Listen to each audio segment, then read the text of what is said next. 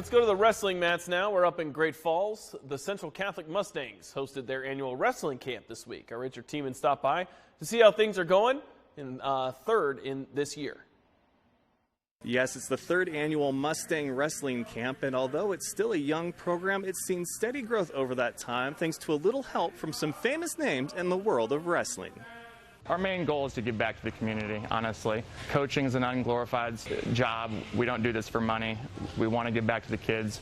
We want to see them succeed in life. For me, wrestling's done so much. It's built mental toughness, and we just want to give that back to the community, really. Giving back in the form of a clinic or camp is no easy endeavor, but it doesn't hurt having some friends in high places with great resumes who are happy to help. We got a hot lineup of coaches here. We got Jakar Close. He's currently in the UFC. He's 7-2. I wrestled with him in college. Then we got Kai Stewart back there. Kai Stewart's a bit of a local hero here. I was with him all through high school. I watched him win a state championship. I watched him lose it, but he's here and he's giving back. You know, wrestling's done a lot for him. And last but not least, we got Cameron Jackson.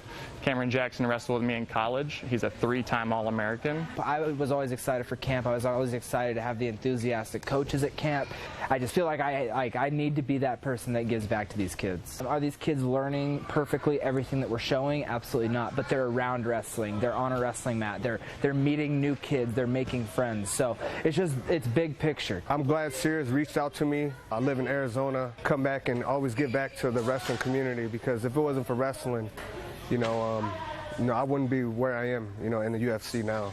While it may not have the biggest turnout for a camp yet, the growth has been consistent year to year, and Coach Sears-Tiernan says he actually prefers it that way. Our first year we had 3 kids. Last year we had 10 kids, and we're up to 22 kids this year. So it's kind of how I wanted to do it. I wanted to grow it nice and slow. I'm a really big advocate of as much one-on-one time as possible with the kids. We want a coach with a group every time, if possible. And because we don't have too many kids here, we're able to give a lot more one-on-one time to these groups. Reporting from Great Falls, Richard Tiemann, SWX.